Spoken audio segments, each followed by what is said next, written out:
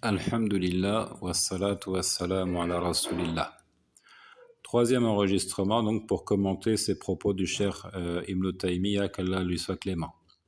وعامة الناس إذا أسلموا بعد كفر أو ولدوا على الإسلام والتزموا شرائعه وكانوا من أهل الطاعة لله ورسوله فهم مسلمون ومعهم إيمان مجمل لكن دخول حقيقة الإيمان إلى قلوبهم يحصل شيئا فشيئا إن أعطاهم الله ذلك وإلا فكثير من الناس لا يصلون إلى اليقين ولا إلى الجهاد ولو شككوا لشكوا إلى آخر كلامه.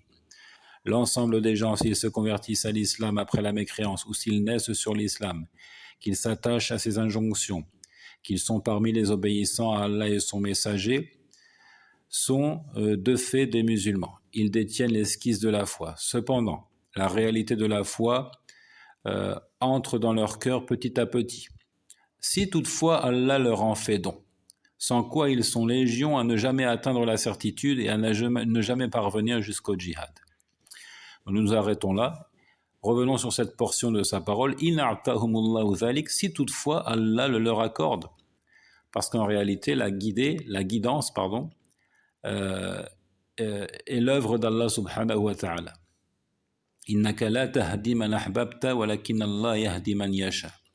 Tu ne guides pas qui tu aimes, ô prophète, mais c'est Allah qui guide qui il veut. Et pas de contradiction entre ce verset et l'autre verset. Et certes, tu guides vers une voie droite parce que les ulamas ont mis en évidence que la guidance est de deux catégories. Une guidance dans le sens où on expose clairement les choses. On édifie, on démontre la vérité, on la départage du faux au moyen des évidences, des arguments, c'est le travail des prophètes.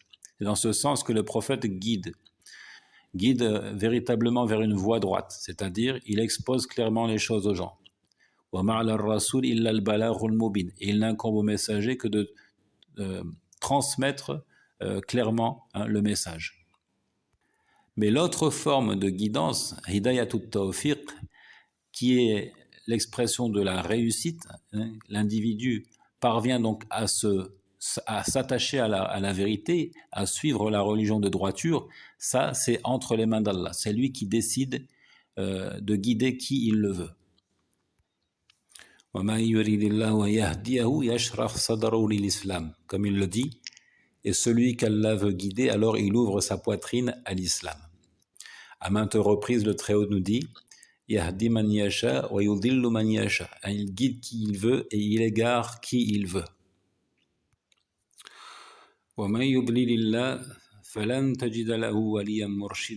Il dit encore, celui qu'Allah égare, alors tu ne trouveras alors pour lui aucun allié pour le mettre sur la bonne voie. Les versets donc dans la sourate de la caverne. وَمَنْ يَهْدِ اللَّهُ فَهُوَ الْمُهْتَدِي وَمَنْ يُضْلِلْ فَلَنْ تَجِدَ لَهُ وَلِيًّا مُرْشِدًا. Celui qu'Allah guide, alors il est le bien guidé, et celui qui l'égare, tu ne trouveras alors pour lui aucun allié pour le mettre sur la bonne voie. C'est pour cela qu'il incombe à tous de réclamer la guidance de la part du Très-Haut Tabaraka wa Ta'ala. C'est pour cela que la plus grande, la plus importante des invocations, la plus primordiale des prières est « Ihdina sirat al-mustaqim » « Guide-nous sur la voie droite » qui a été donc rendue obligatoire pour le musulman. Dans chaque prière, à travers la récitation de la Fatiha, il demande à Allah d'être bien guidé. Et il faut comprendre que cette guidance, donc, elle a aussi des niveaux, des niveaux.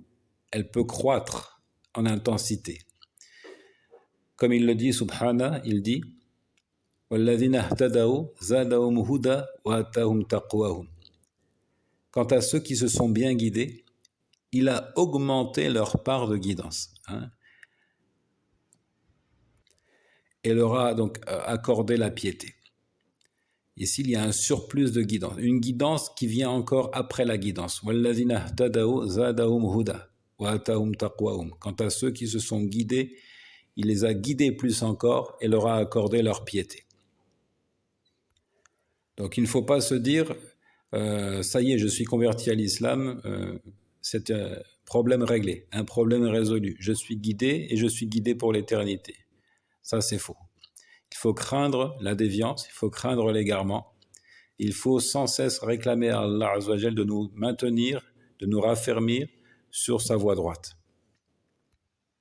C'est pour cela que le Coran cite cette imploration de Abraham, le père des monothéistes, qui disait Wajnubni wa bani an na'bud al-asnam.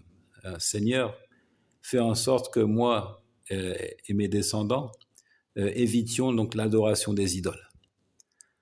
Épargne-moi et mes descendants de l'adoration des idoles. Alors que Ibrahim est celui qui, de sa main, a brisé les idoles de son peuple. Et malgré cela, il craignait de sombrer dans l'adoration des idoles. Donc il faut sans cesse réclamer d'Allah Azza wa Jalla la guidance. S'il nous accorde cela, l'obéissance à Allah et son messager, alors nous sommes effectivement les musulmans. Mais la certitude n'est pas donnée à tous. Le cheikh de l'islam ajoute, ils sont légions à ne jamais atteindre la certitude et à ne jamais parvenir jusqu'au djihad.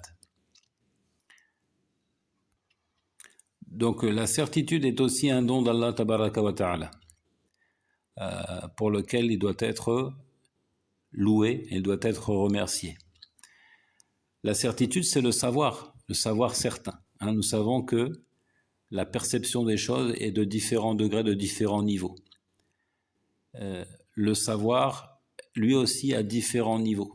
Il est plus ou moins accentué, plus ou moins solide.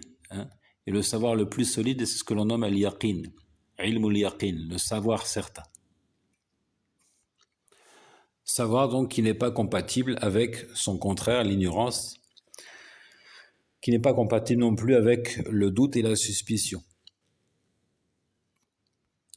Pour cela que dans le verset que j'ai cité au préalable, et j'ai dit et je le répète, tous les propos d'Ibn Taymiyyah ici semblent être inspirés par ce verset de la sourate Les appartements, verset 14, où il a dit ثم لم يرتابوا وجاهدوا بأموالهم وأنفسهم في سبيل الله. Les vrais croyants sont seulement ceux qui croient en Allah et en son messager et qui par la suite ne doutent point et qui luttent avec leurs biens et leurs personnes dans le sentier d'Allah.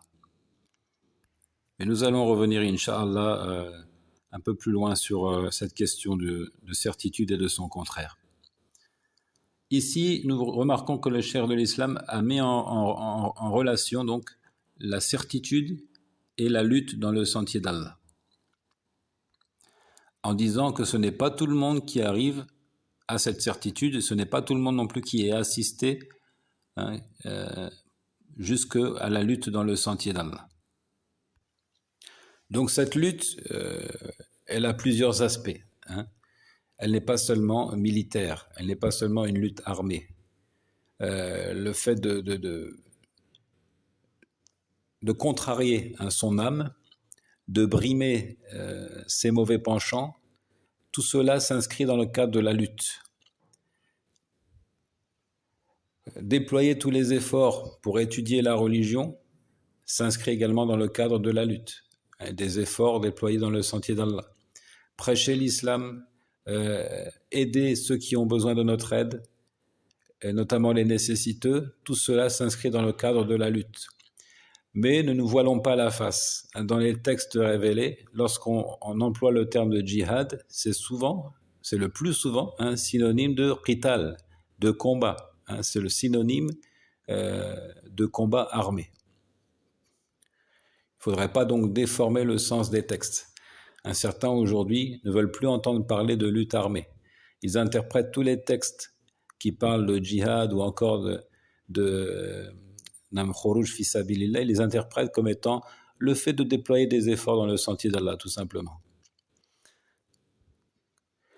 Ce n'est pas le cas. Comme je l'ai dit, je le répète, le sens premier, voulu par le terme de djihad dans le livre et la sunna, c'est la lutte armée. Et ce sont les soufis qui prétendent qu'il n'y a plus de lutte armée et que le prophète alayhi salam aurait dit, après avoir conquis la Mecque, Nous en avons terminé avec le petit djihad et nous retournons vers le grand djihad, faisant allusion donc au combat contre les mauvais penchants de l'âme. Mais ce récit-là, il est faible, ce n'est pas authentique. Donc le djihad, c'est un point culminant de la religion, qui n'est pas donné à tout un chacun d'atteindre. C'est un peu le nirvana de la religion et la conclusion d'un long processus. Pour ce, le prophète alayhi salam a dit en parlant de la religion de l'islam, il a dit, et le sommet de sa bosse, ici il fait une comparaison avec la bosse du chameau, que j'ai traduit donc par nirvana. Le nirvana de la religion, c'est la lutte dans le sentier d'Allah. Mais ce djihad, donc, il ne doit pas être précipité. Il relève en réalité de l'ordre universel d'Allah. Et il ne faut pas le provoquer sans droit. Et dans ce sens, le messager alayhi salam a dit « La tatamanna'u liqa'al adu, wa idha laqitumuhu fathbutu » Ne souhaitez pas la rencontre de l'ennemi. Mais si jamais vous le rencontrez, alors soyez ferme. Et c'est donc Allah qui décide, qui décrète pour certains individus qui l'auront mérité la lutte dans le sentier d'Allah. Il dit dans ce sens, verset 140 de la sourate 3, وَتِلْكَ الْأَيَّامُ نُدَاوِّلُهَا بَيْنَ النَّاسِ وَلِيَعْلَمَ اللَّهُ الَّذِينَ آمَنُوا وَيَتَّخِذَ مِنكُمْ شُهَدَاءَ. Ainsi faisons-nous altérer les jours, bons et mauvais, parmi les gens, afin qu'Allah reconnaisse ceux qui ont cru et qu'il choisisse parmi vous des martyrs. Donc c'est l'occasion pour Allah subhanahu wa ta'ala de choisir parmi ses serviteurs véridiques, les véritables croyants, ceux qui l'auront mérité de mourir en martyrs. Wallahu ta'ala a'lam.